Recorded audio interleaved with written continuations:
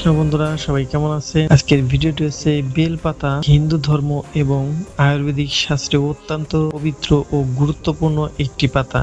এর উৎপত্তি ও মাহাত্ম্য সম্পর্কে বিভিন্ন পৌরাণিক কাহিনী প্রচলিত আছে। তো সে সম্পর্কে আজকে আমরা বিস্তারিত জানব। বেল পাতার উৎপত্তি কাহিনী। হিন্দু ধর্মের পুরাণে বেল পাতার মাহাত্ম্য ও উৎপত্তি নিয়ে বহু কাহিনী পাওয়া যায়। বিশেষ করে এটি শিবের প্রিয় পাতা হিসেবে পরিচিত এবং এর উৎপত্তি নিয়ে নানা পৌরাণিক ব্যাখ্যা রয়েছে। বেল গাছের পাতা, ফুল, ফল এবং শিকড় সবকিছুরই বিশেষ গুরুত্ব আছে ধর্মীয় ও আধ্যাত্মিক ক্ষেত্রে। বেলপাতার উৎপত্তি পৌরাণিক কাহিনী। পার্বতীর ঘাম থেকে বেল গাছের সৃষ্টি। একটি জনপ্রিয় কাহিনী অনুসারে এক সময় মা পার্বতী স্বামী শিবের তপস্যায় মগ্ন ছিলেন। দীর্ঘকাল ধরে শিবকে সুখে রাখার জন্য তিনি বিভিন্নভাবে ব্রত পালন করেছিলেন। সময় তিনি এটাই তপস্যায় মগ্ন হয়ে পড়েন যে তার শরীর থেকে ঘাম ঝরতে থাকে। সেই ঘাম মাটিতে পড়তেই সেখান থেকে জন্ম নেয় এক বিশেষ গাছ, সেটি হলো বেল গাছ। যেহেতু এটি মা পার্বতীর শরীর থেকে উৎপন্ন হয়েছিল, তাই একে অত্যন্ত পবিত্র বলে মনে করা হয়। কারণে বিশ্বাস করা হয় যে বেল পাতার মাধ্যমে শিবের পূজা করলে মা পার্বতীর আশীর্বাদও পাওয়া যায়। শিব পূজায় বেল পাতা নিবেদন করলে শিবের সঙ্গে পার্বতীর কৃপালাভও করা সম্ভব। পাতার ত্রিলোক্য মাহাত্ম্য ও ত্রিপুরান্দ চিহ্ন।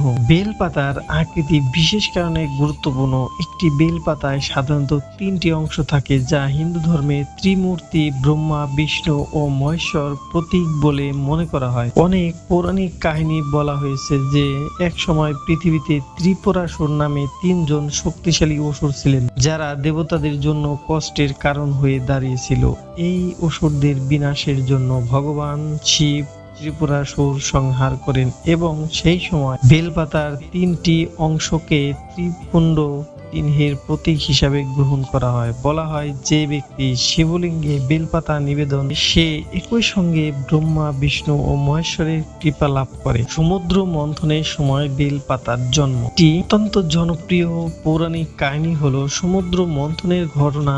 হিন্দু ধর্মগ্রন্থ অনুযায়ী দেবতা ও অসুররা যখন সমুদ্র মন্থন করছিল, তখন অমৃত সহ অনেক বস্তু নির্গত হয়। এর মধ্যে একটি ছিল হলাহল বিষ, যা সমস্ত সৃষ্টিকে ধ্বংস করার ক্ষমতা রাখত। সেই সময় মহাদেব শিব এই বিষ পান করে যাতে এটি কারো ক্ষতি না করতে পারে। শিব যখন হলাহল বিষ পান করছিলেন, তখন তিনি প্রচন্ড উত্তপ্ত হয়ে পড়েন। তার শরীরে সেই ভয়ানক তাপ থেকে মুক্তি দিতে দেবতারা বিভিন্ন উপায়ে চেষ্টা করেন। তখনই শিবের মাথায় বেল পাতা রাখা হয়, যা তার শরীরকে শীতল করে তোলে। এই কাহিনীর ফলে বিশ্বাস জন্মে যে বেল পাতা শিবের শীতলতা ও প্রশান্তির প্রতীক। এই কারণে শিব পূজায় বেলপাতা নিবেদন করা আবশ্যক বলে মনে করা হয়, কারণ এটি শিবকে শীতলতা প্রদান করে এবং ভক্তদের আশীর্বাদ দেয়। বেল গাছ ও দেবী লক্ষ্মীর সম্পর্ক। একটি প্রাচীন কাহিনী অনুসারে বেল গাছের সঙ্গে দেবী লক্ষ্মীর বিশেষ সম্পর্ক রয়েছে। একবার লক্ষ্মী দেবী জানতে পারেন যে যেই গৃহে বেল গাছ থাকে সেখান থেকে কখনোই অন্ন ও সমৃদ্ধি কমে না।